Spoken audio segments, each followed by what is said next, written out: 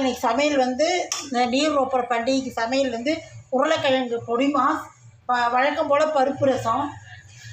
இது வந்து ஆச்சி உடனடி பாயசம், மிக்ஸ் பாயசம், சேமியா பாயசம். உருளைக்கிழங்கும் பெரிய வெங்காயம் போட்டு சாம்பார். பாருங்கோ, பிடிச்சிருந்தா லைக் பண்ணுங்கோ. யாராவது புதுசாக என்னுடைய சேனல் பார்க்குறேன் அப்படிங்கிற வந்து எல்லாமே small letters ARK Vasanthi creators அப்படின்னு சப்ஸ்கிரைப் பண்ணேன்னா பெல் காட்டும் டச் பண்ணேன்னா ஆல் ஒரு பெல் காட்டும் அதையும் டச் பண்ணேன்னா சப்ஸ்கிரைப் ஆகிடும். அப்போ நான் போட வீடியோ போகிறேன் உங்களுக்கு உடனுக்குடன் நோட்டிஃபிகேஷன் ஆகிடும். வாங்க வீடியோக்குள்ளே போகலாம் சமையல் பார்க்க. Hi friends, welcome to ARK Vasanthi கிரியேட்டர்ஸ்லேருந்து ஆனந்தலட்சுமி பேசுகிறேன்.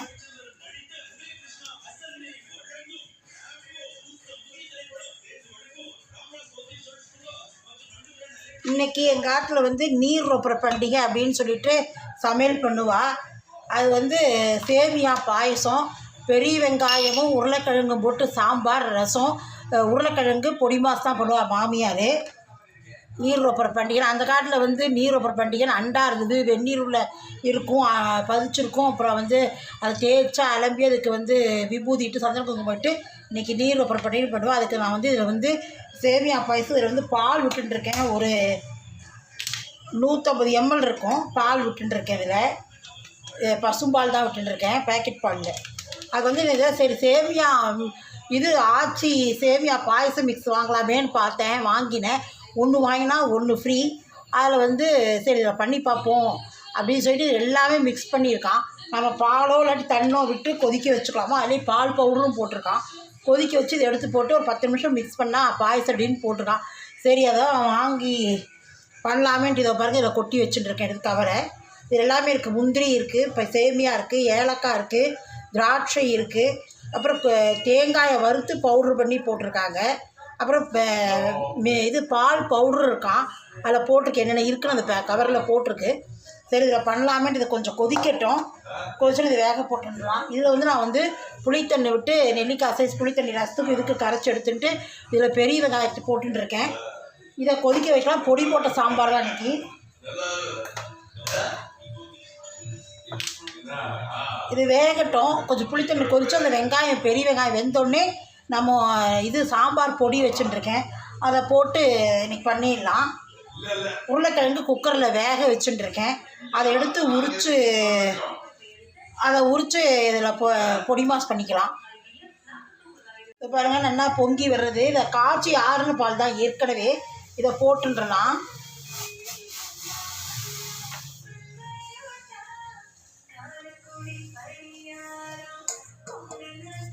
சும்மா ஒரு 5 நிமிஷம் கொதிச்சா போருன்ருக்காங்க.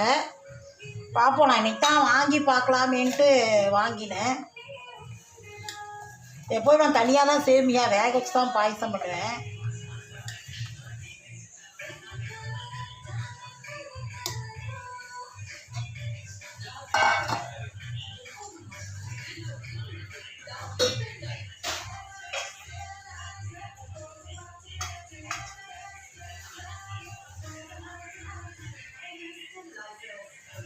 நல்லா தான் வாசனை அடிக்கிறது.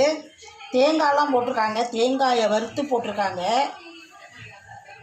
அதனால் வேகட்டும், காட்டுறேன். சாம்பார் பொடி இது போட்டுக்கலாம்.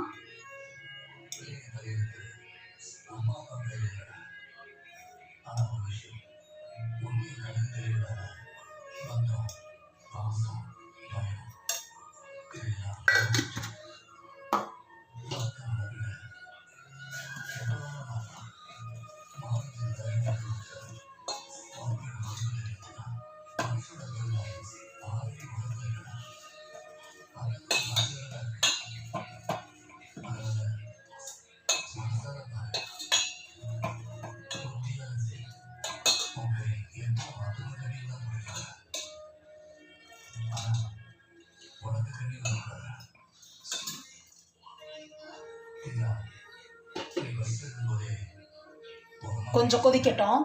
இது எப்படி இருக்குன்னு பார்க்கலாம். பாயசம் ஒரு 10 நிமிஷம் மட்டும் கொதிக்க வைங்கன்னு போட்டிருக்கான்.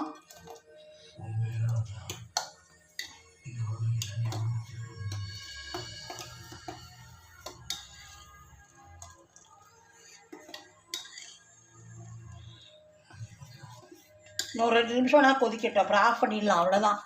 இதுலேயே எல்லாம் போட்டிருக்கான். அதில் போட்டிருக்கு இது மாதிரி சர்க்கரை, பால் பவுடரும் போட்டிருக்கான், மில்க் பவுடர், பால் பவுடரும் போட்டிருக்கான், சர்க்கரை, பால் பவுடர், அப்புறம் வந்து எல்லாமே திராட்சை, ஏலக்காய், முந்திரி, திராட்சை, அப்புறம் எல்லாமே போட்டிருக்கு, தேங்காய். அதனால் நம்ம வந்து இதை நீங்கள் தண்ணியிலையும் கொதிக்க வைக்கலாம், ஏன்னா பால் போட்டுக்கலாம், நீங்கள் தண்ணியிலையும் கொதிக்க வைக்கலாம், பால்லையும் கொதிக்க வைக்கலாம்னா. சரி நாம் வந்து போட்டிருக்கிறதுல சரி நாம் வந்து பால்லையே கொதிக்க வைக்கலாமேன்ட்டு ஒரு 150 பால் இருக்கும்.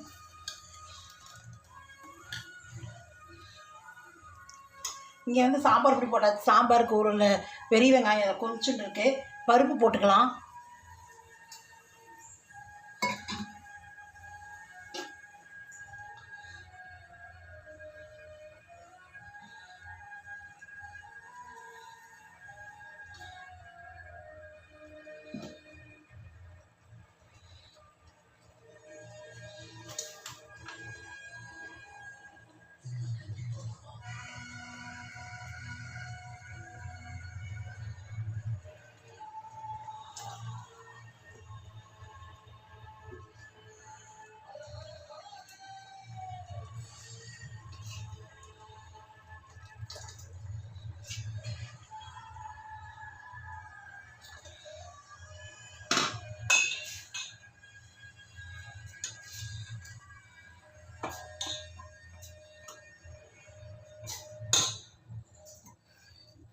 எவ்வளோ உப்பு போட்டாச்சு.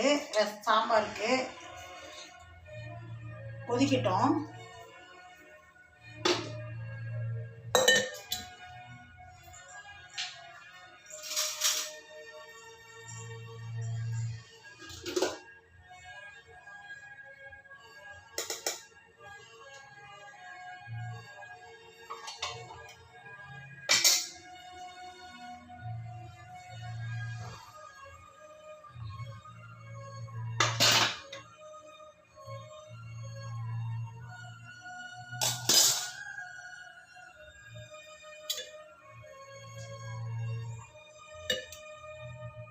இதை பாருங்கள், பாயசம் ஆகிடுத்து. ஒரு 10 நிமிஷம் கொதிக்க வச்சா போடுறோம். அது போட்டிருந்தது கவரில், அதனால் பாயசம் ஆகிடுத்து. வந்து இது சாம்பார் ஆகிடுத்து, கொதிச்சுட்டு சாம்பார் ஆகிடுத்து. உருளைக்கிழங்கு, பெரிய வெங்காயம் சாம்பார். ஒன்றும் பொடி மாஸ் மட்டும்தான் பண்ணணும். பண்ணியாச்சுன்னா சமையல் ஆச்சு.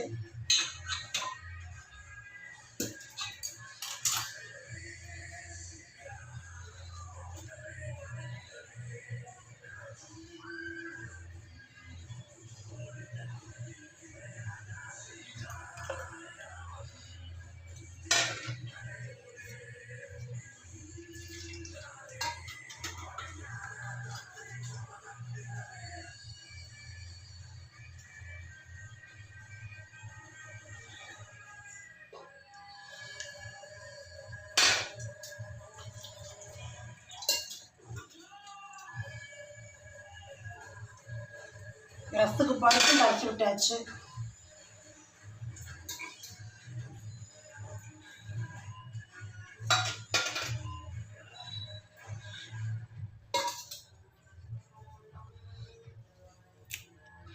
ரசத்துக்கு கொத்தமல்லி போட்டுக்கலாம்.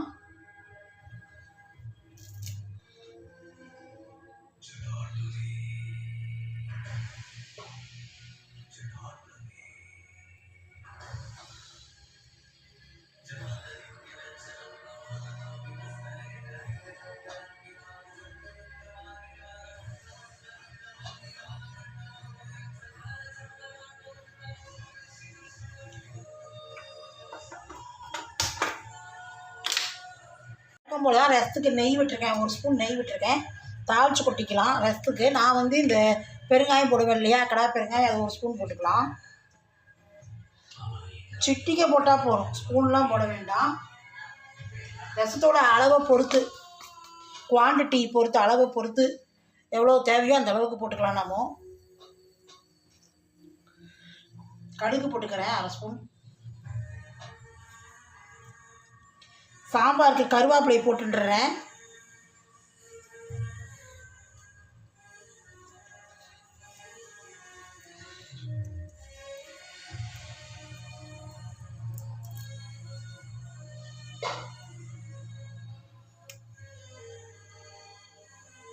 இப்போ பாருங்க கடுகு இது போட்டு கருவேப்பிலை போட்டு தாளிச்சு கொட்டியாச்சு.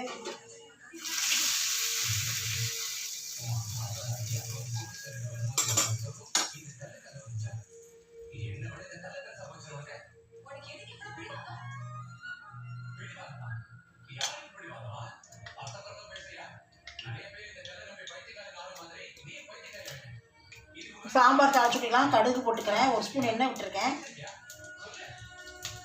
உருளைக்கிழங்கு பொடி மாஸ் பண்ணினா சமையல் வச்சு காட்டுறேன்.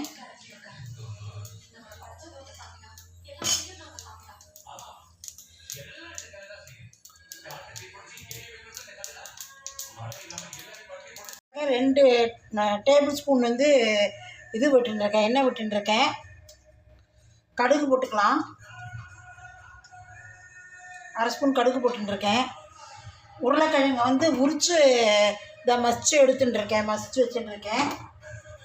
அதுக்கு வந்து காரத்துக்கு வந்து வரமிளகா அப்படி காரப்பொடி போட்டுக்கலாம். காரத்துக்கு உப்பு போட்டுக்கலாம். உப்பு பொடி தான் 3 டேபிள் சால்ட்டு தான் போடணும். ஏன்னா வந்து கல்லுப்பு போட்டோம்னா அது கறிக்க ஆரம்பிச்சிடும், கரையாது. அப்படி இது வந்து பெருங்காயம் பொடி வச்சுட்டுருக்கேன், மஞ்சள் பொடி வச்சுட்டுருக்கேன். இது கடுகு வெடிக்கட்டும். கடலைப்பருப்பு உளுத்தம்பருப்பு போட்டுடலாம். கடுகு வெடிக்கிறது. 6 ஸ்பூன் போட்டுருக்கேன். கடலைப்பருப்பு 1 ஸ்பூன், உளுத்தம்பருப்பு 1 ஸ்பூன் போட்டுருக்கேன்.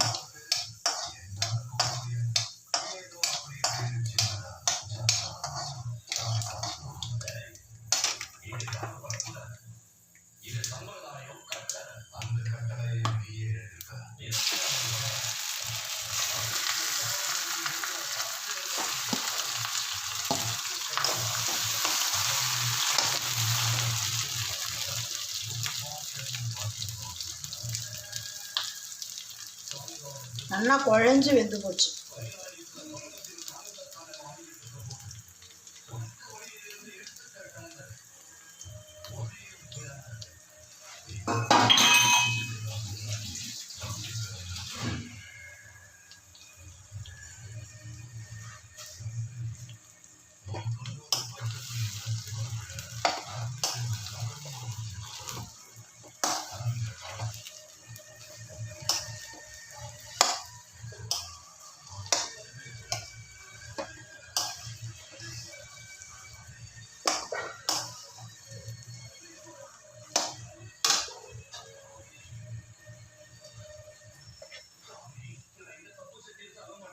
அரை ஸ்பூன் போட்டுடுறேன்.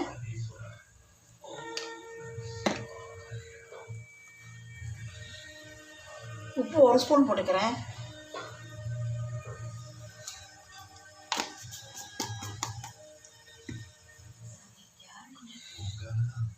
மஞ்சள் பொடி 1/2 ஸ்பூன் போட்டுக்கிறேன்.